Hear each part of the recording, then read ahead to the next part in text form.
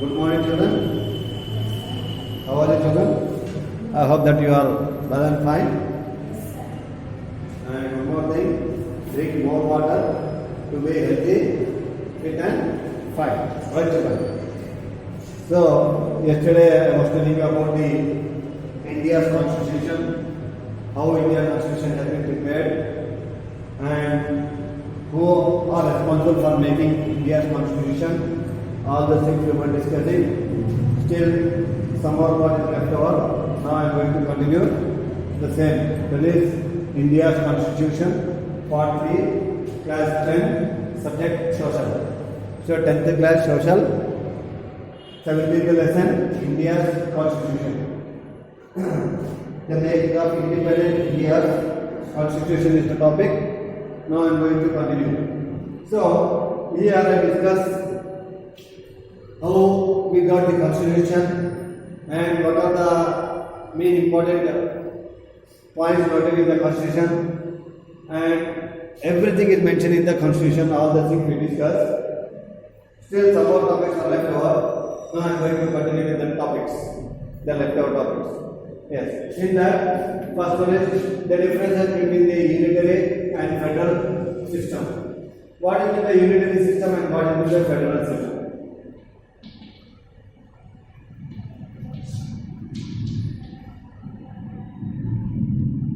India is having both the unitary and federal system. What is that? What is the unitary and federal system means?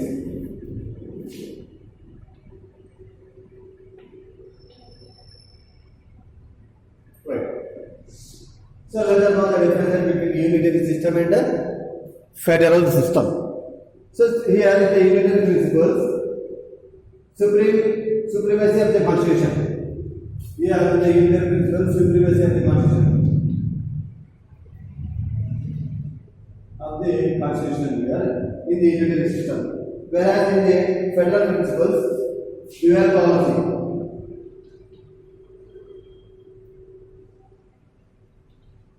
Dual policy and dual polity. Next, the supremacy of the central policy. Here, supremacy of the central policy. Here, supremacy is union of states. In the federal system, union of states is there. In here, single judiciary.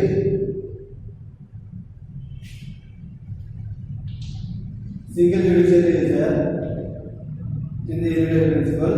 Here, right to form separate, right to form their own civil services. Right to form their own civil services. Next one is uniformity in all fundamental laws. Uniformity all fundamental laws. Here, states are not mere administrative of the central government. So states are not mere administrative. State is not having the power for the administration of the central government. Single citizenship. Here, unitary principles means single citizenship is there. These are the differences between the unitary principles and federal principles. Means in the Indian constitution, it is mentioned clearly that India is having unitary principles with federal system. Unitary principle means supremacy of the constitution, dual polity, supremacy of the central polity, here union of states. Next is single judiciary, right to form the civil services, civil services. Here unification, that is uniformity in fundamental laws. Here states are not administrative units of the central government. So states are not administrative units of the central government. Here single citizenship is there. Here we don't have single citizenship. So total India is having one citizenship, that is single citizenship. If you go to other countries, there we find some dual citizenship policy will be seen in other countries.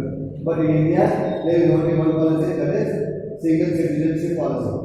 The next one is India is a secular state or India is a secular country. How? Or why India is treated as a secular country? Or what is the importance of secularism? Secular.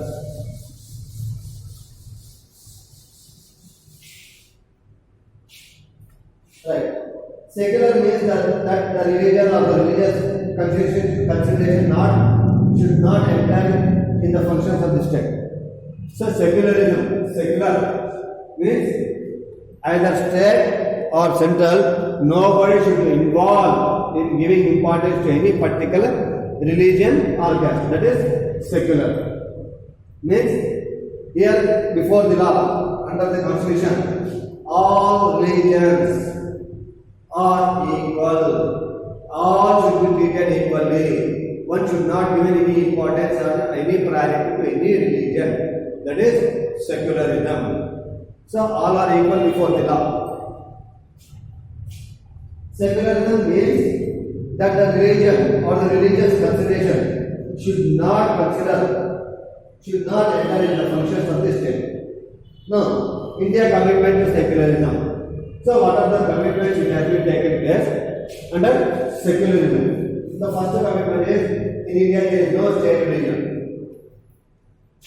So there is no any state religion in India. Now for example, if you go to the countries like Saudi Arabia, if you go to the countries like England, they are having particular religion, that Christianity. In Saudi Arabia, Islam, that is Muslim. But in India there is no any particular state religion. India is a multicultural, multilingual, multi-religious country. So there is no any state religion. India is not any. There is no state religion in India. Next, the state does not make the tenets of any religion on the basis of its legislature, policies, or programs. So the state does not make any tenets. State does not make any tenets of any religion on the basis of its legislation, policies, and programs.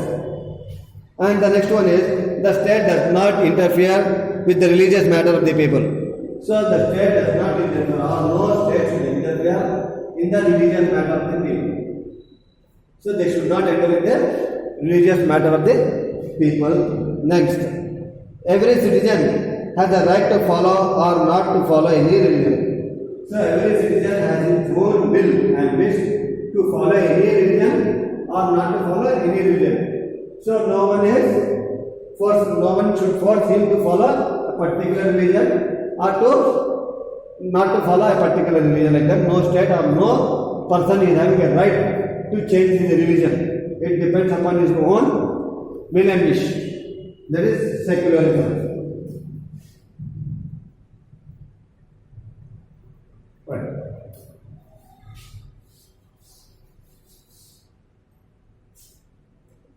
Next one. No.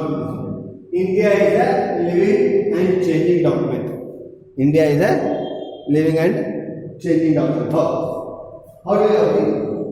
The Constitution is a living and changing document. How can you say that the Constitution is a living and changeable document? How? Means it makes felt that it has to be in accordance with the people's aspirations and changes in the society. The first one is here. It felt accordance. Its makers felt that it has to be in accordance. So the makers of the Indian Constitution feel that the Constitution should be for the welfare of the people,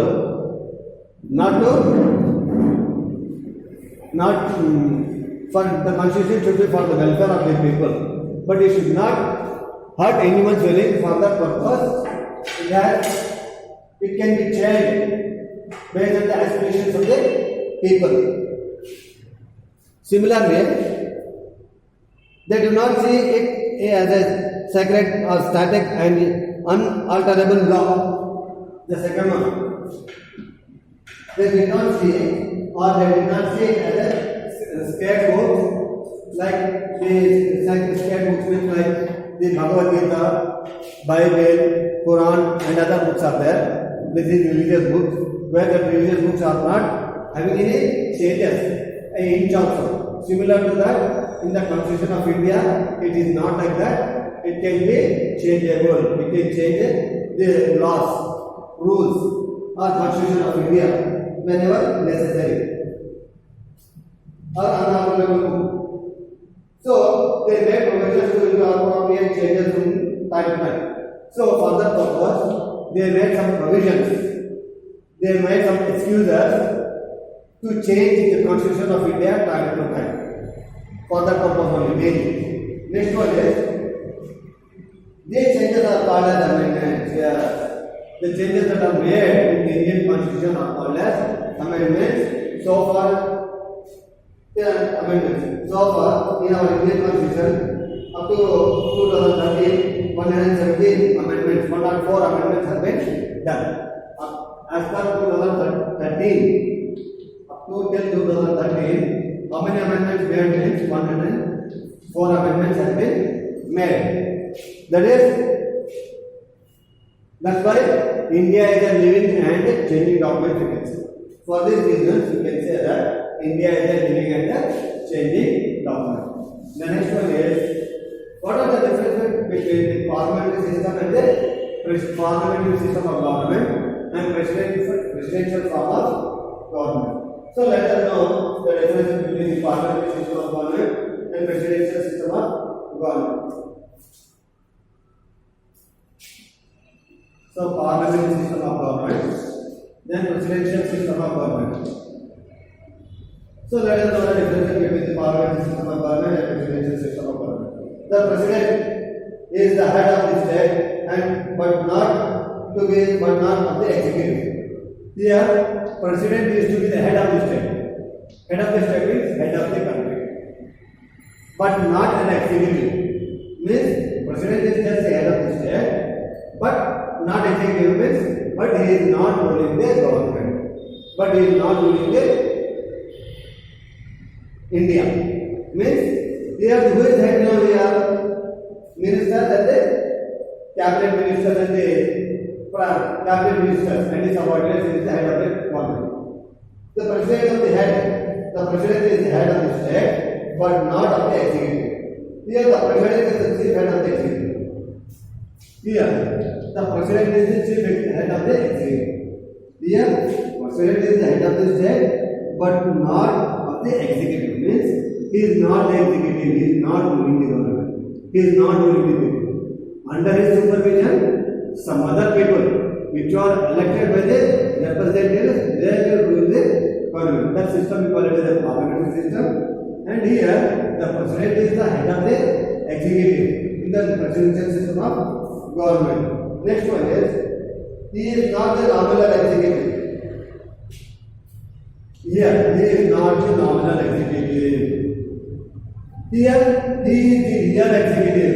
In the case of presidential government, he is the real executive.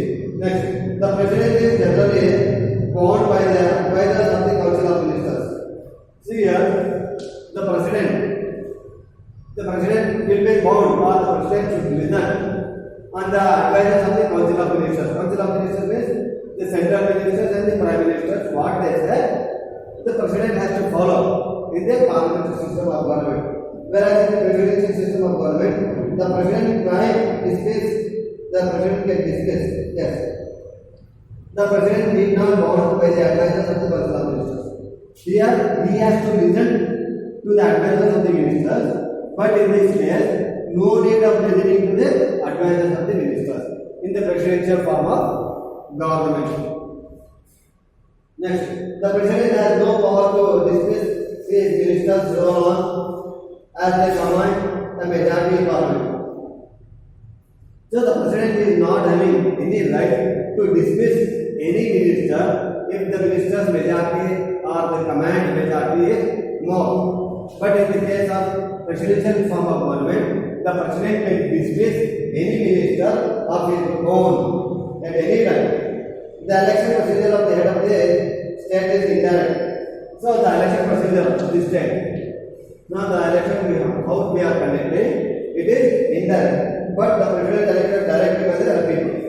Here, in this case, the president will be elected directly by the people. We can say, for example, American system and parliamentary system. We can say India. You know America. So these are the differences between the parliamentary system of government and presidential system of government. Right, children? So listen to this very carefully. Prepare notes on that. Then read and write without seeing your examination book, children. Thank you, children. Take care. Bye.